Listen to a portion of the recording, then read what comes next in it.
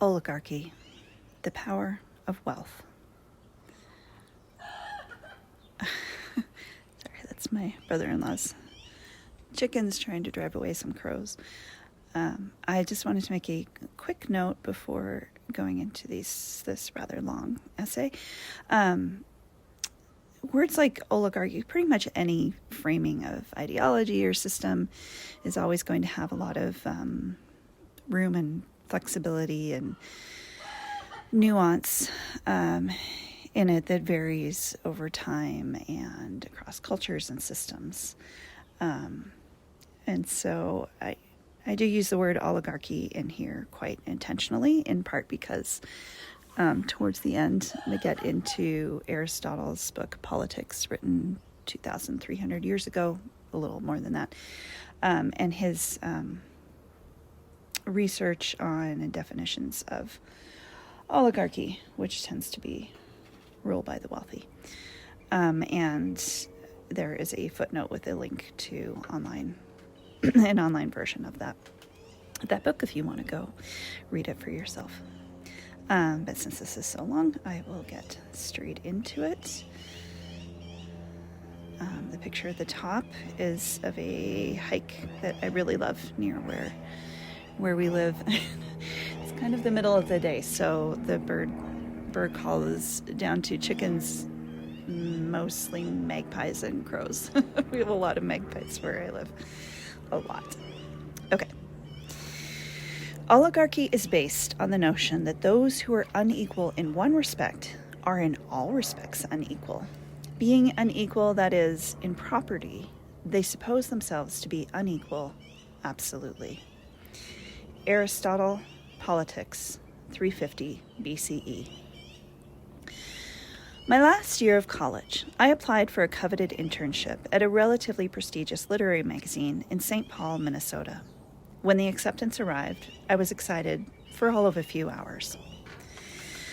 Then it came home to me that the internship, as is the case for most internships, was unpaid.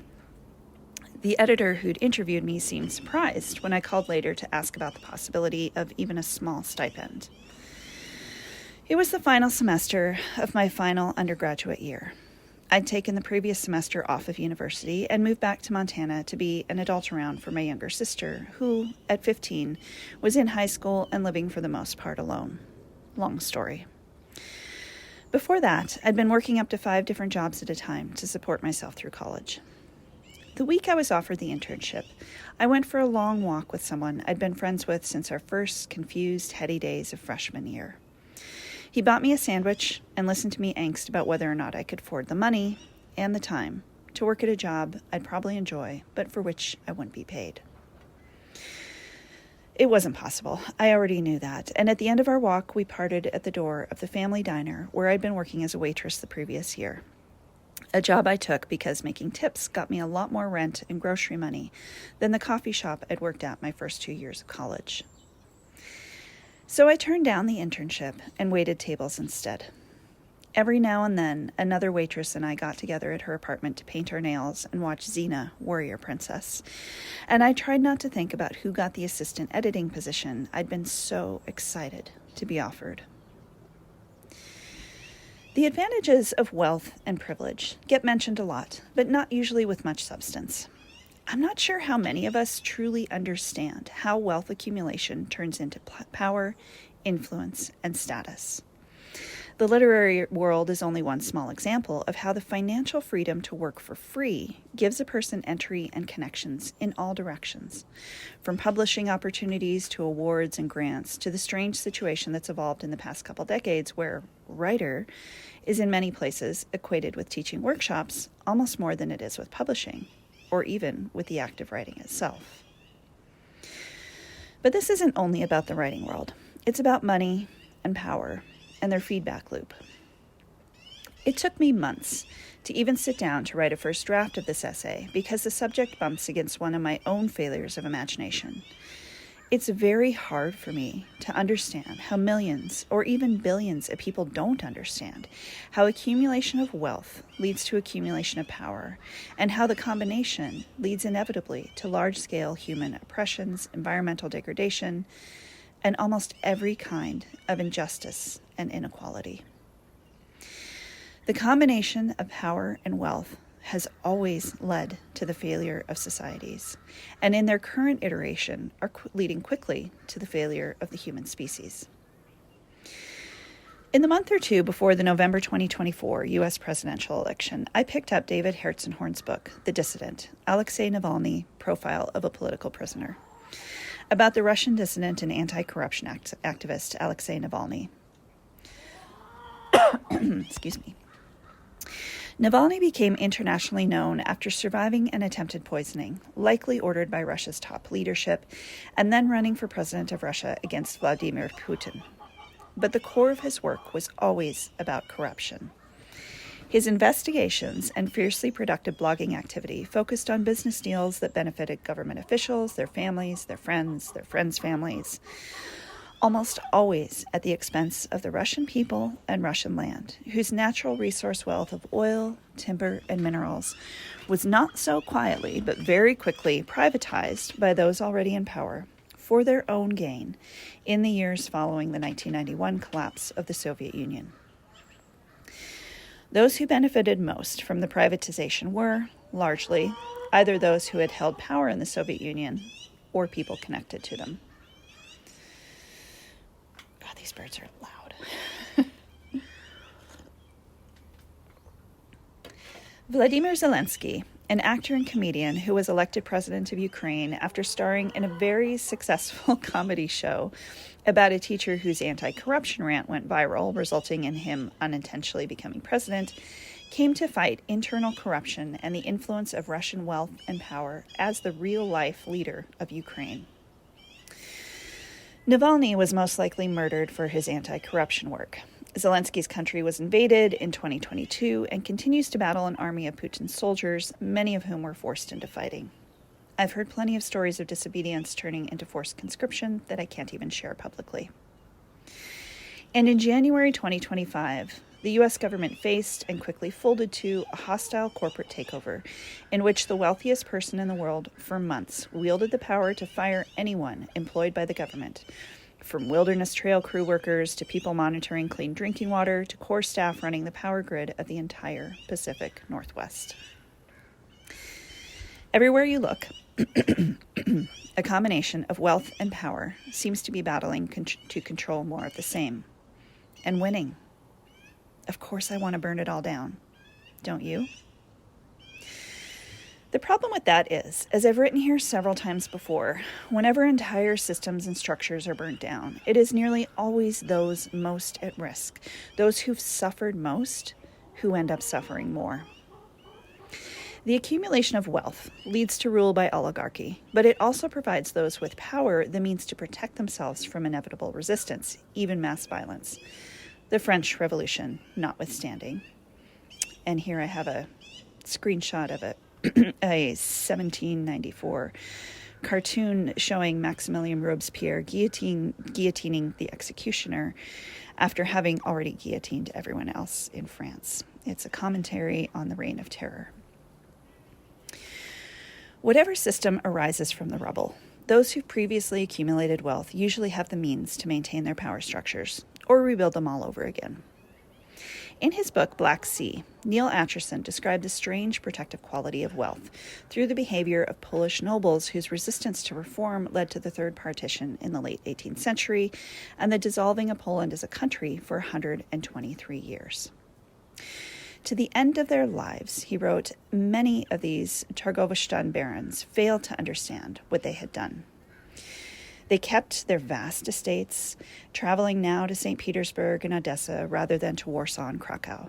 They had lost the political influence they had enjoyed in the old Commonwealth, but to be appointed marshal of nobility in some Ukrainian county was not a bad substitute. The fact that they themselves were secure and prospering could only mean that all was well with Poland, too. To put it in more familiar terms, in the 18th century, the Polish nobles fucked around and everybody else got to find out. In The Sociology of Freedom, co-founder of the Kurdistan Workers' Party, PKK, Abdullah Öcalan, who has been incarcerated in a Turkish prison since 1999, many of those years in isolation, tracked the question of power back at least 5,000 years to the beginning of people's ability to begin controlling and accumulating surplus product, food for the most part, but also other people's labor.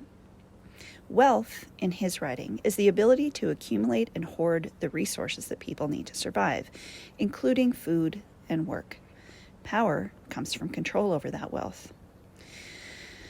The fundamental characteristics that have marked centralist civilization from its very beginning, he wrote, and determined its character have remained essentially unchanged for 5,000 years.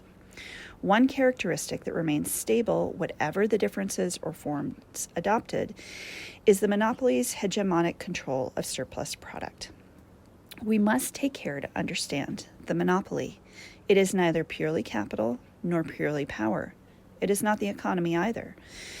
It is the power to use organizations, technology, and violence to secure its extortion in the economic area.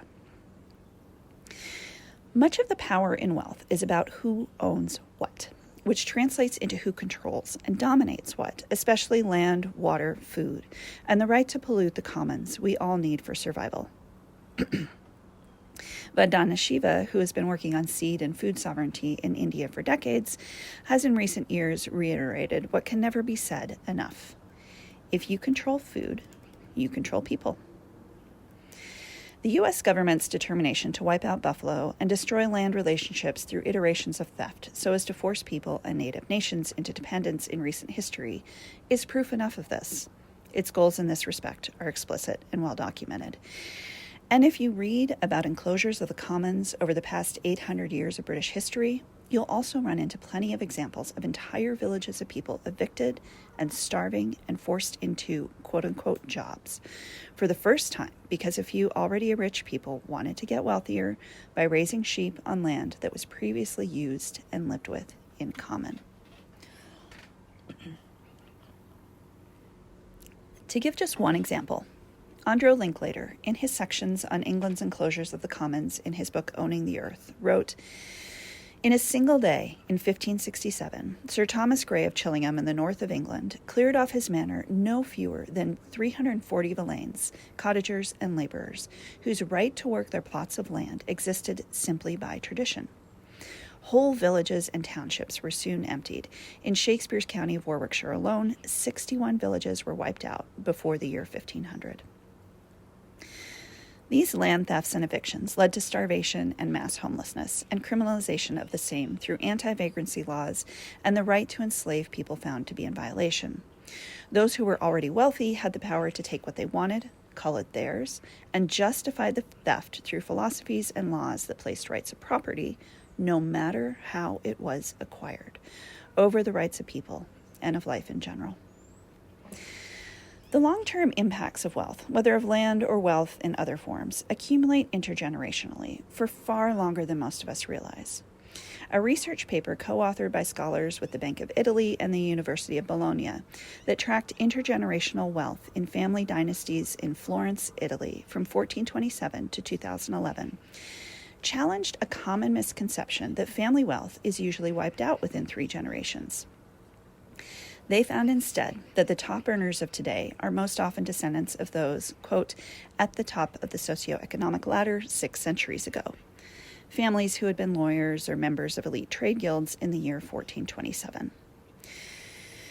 Intergenerational real wealth elasticity, they wrote, is significant too, and the magnitude of its implied effect is even larger. The 10th to 19th exercise entails more than a 10% difference today. Looking for nonlinearities, we find, in particular, some evidence of the existence of a glass floor that protects the descendants of the upper class from falling down the economic ladder. These results are new and remarkable and suggest that socioeconomic persistence is significant over 6 centuries. The authors pointed out that the results are particularly remarkable when you consider the enormous social, economic, and political upheavals that took place in that region over those centuries and, quote, were not able to untie the Gordian knot of socioeconomic inheritance, a reality that they felt comfortable extending to similar countries in Western Europe. Ownership and wealth are far stickier and more resilient over time, even over collapsing societies, than most of us would like to believe. And of course, what security of wealth both comes from and translates into, along with power, is ownership of property, land in particular. The weight of wealth and power is enormous. It sucks up life and resources and seeks more of the same. It crushes people and feeds off their labor and seeks more of the same. When it faces resistance, it responds to and protects itself. Maybe by firing someone, maybe abusing or even murdering them, maybe invading an entire land. The Roman Empire is one of the most well-known cases in point. Empires entail ongoing costs. Political economist John Rapley wrote in Aeon about the Roman Empire. The richer an empire becomes, the more it must spend to preserve that wealth, he wrote, spending more money on ever shakier military campaigns and using up public funds to protect the security and property of the wealthy and powerful within its borders. Power, wrote Oechelon, is not simply accumulated like capital. It is the most homogeneous, refined, and historically accumulated form of capital. Power, in other words, is a manifestation of wealth itself. It is what wealth is for. Given the resilience of wealth, the protective quality it gives to those who have it, what are we meant to do about the power it wields? Power that causes an immense amount of damage and limits everyone else's freedoms. What's the answer? The solution? There are two that I can see. The first and most urgent is to tax wealth, obviously. Prevent the kinds of massive accumulation of resources that leads to accumulation of power. Pretending that one doesn't lead to the other and that their combined strength don't lead to oppression of most of the human population, as well as destruction of much of the rest of the living world, is a fairy tale. David Wengrow and David Graeber's book, The Dawn of Everything, is partly directed at this problem, detailing societies across the planet over several thousand years and how they rose and fell and shaped themselves, or didn't, around an awareness of the dangers of wealth and property accumulation. Those shapings, the author wrote, determine everyday people's security of three essential freedoms: the freedom to move, the freedom to disobey, and the freedom to create or transform social relationships. Wealth accumulation, especially in landed property over the last near millennium, leads to the kind of power accumulation that erodes or outright prohibits these freedoms. Progress is never a clear path. It's a messy, tangled walk through an overgrown forest that often leads in circles. The benefits of whatever we call progress are only fully realized when they come hand in hand with an awareness of wealth's downfalls. The second response is to pay serious attention to building parallel systems that not only show the viability of, for example, commons management of land and life, water and work, but have the resilience to keep going, even when shit does hit the fan, which systems run by and for wealth and power are generally too fragile to withstand. There are plenty of examples of those systems being built right now, probably all around each of us, that we might be unaware of because they aren't the stories that grab national and international headlines. But the podcasts Frontiers of Commoning and Building Local Power, for example, both focus on efforts around cooperative farms, community broadband, watershed citizenship and bioregional activism, rights of nature, tenants' rights, composting and food security, and more. The more a society is designed to crush you, though, the harder it can be to make these efforts successful. In my book, A Walking Life, I wrote about the St. Paul, Minnesota area of Rondo, a majority Black community of thriving businesses and neighborhoods, which was largely destroyed, losing over 700 homes and 300 businesses, and the community split in half, to build a now 8-lane freeway during the U.S.'s highway building craze during the middle decades of the 1900s. It's a far too typical story. Most of the U.S.'s major highways, where they run through cities, were built by destroying mostly majority Black and poor communities, along with any equity they'd built in those businesses and homes, and largely to serve more affluent suburbs.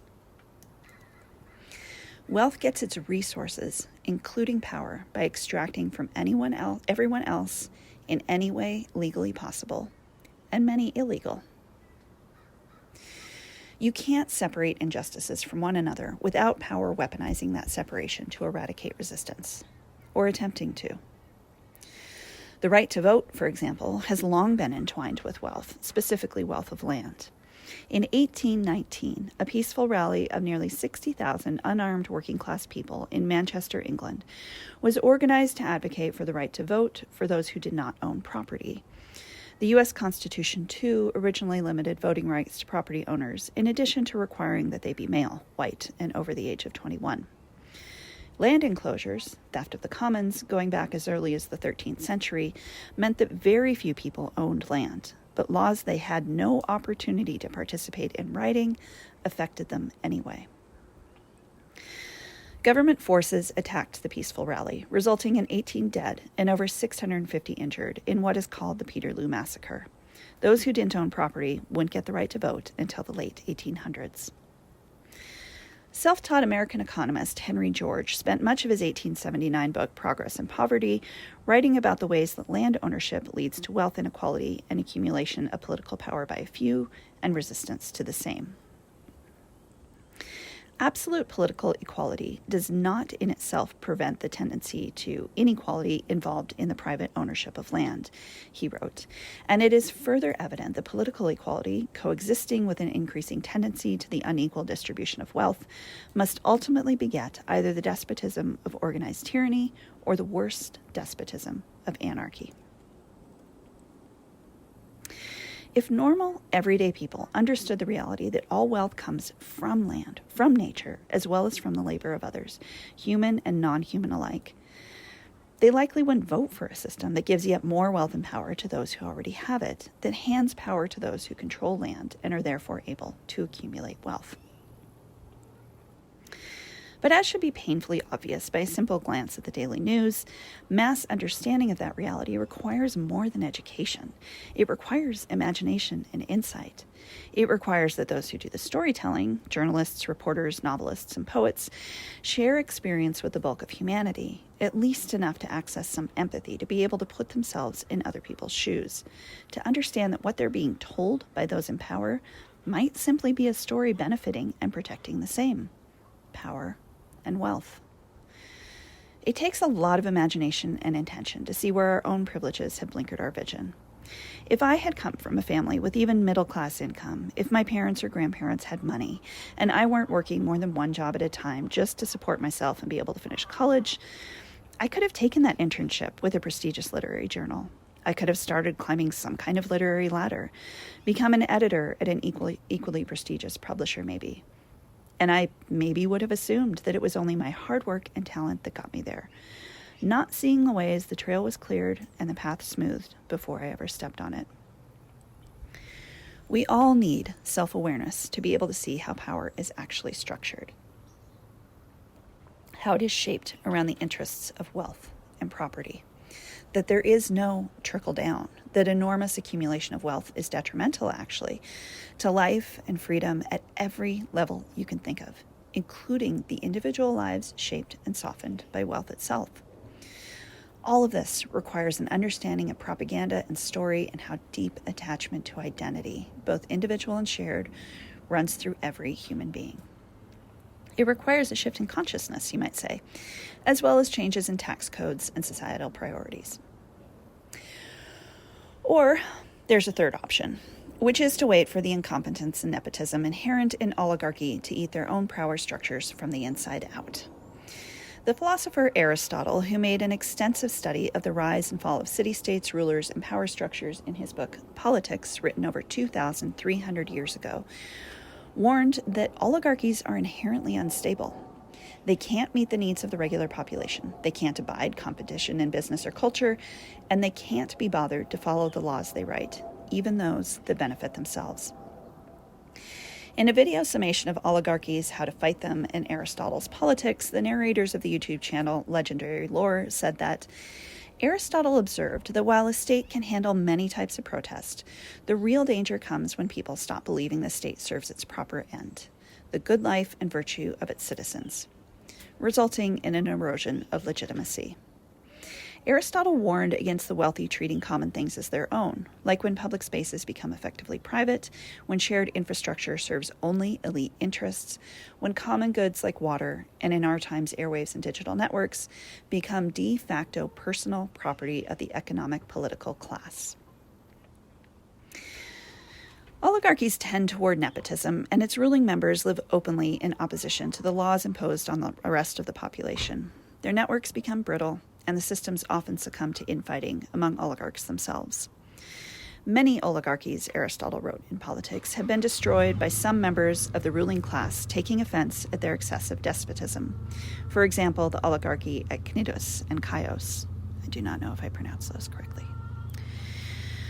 We can wait it out, knowing that not only does everyone else suffer in the process, and it's a long process. Some form of oligarchy has been in charge of Russia going on decades now, culminating in the theft of Crimea in 2014 and the invasion of Ukraine in 2022. But the reality of wealth will likely, in the long run, still protect many of those who caused the damage. And then the cycle can start all over again.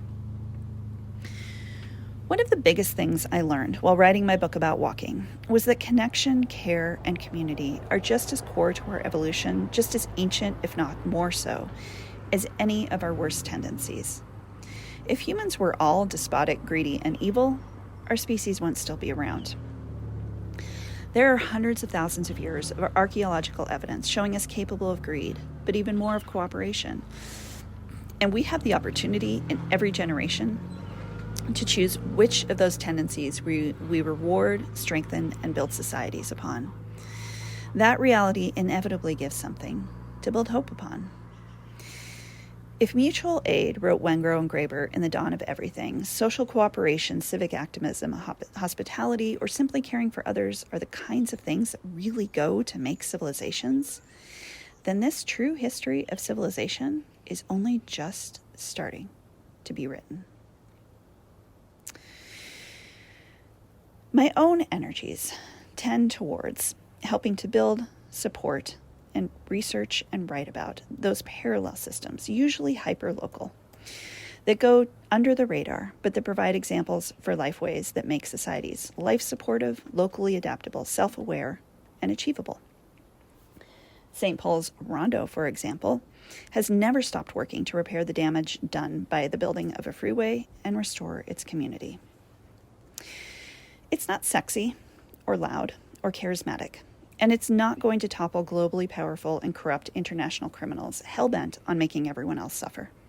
It certainly won't make me or anyone else whose attention is directed that way famous or rich, nor will it save us all from authoritarians and murderous dictators next week, or feed all the children tomorrow. But it's still work that's needed, and in the long run, with enough people, its own power might surprise us. And I'll end with a couple of passages from a quite famous now, a poem written, it's from 17th century protests against English enclosures of the commons. The law locks up the man or woman who steals the goose from off the common, but leaves the greater villain loose who steals the common from off the goose.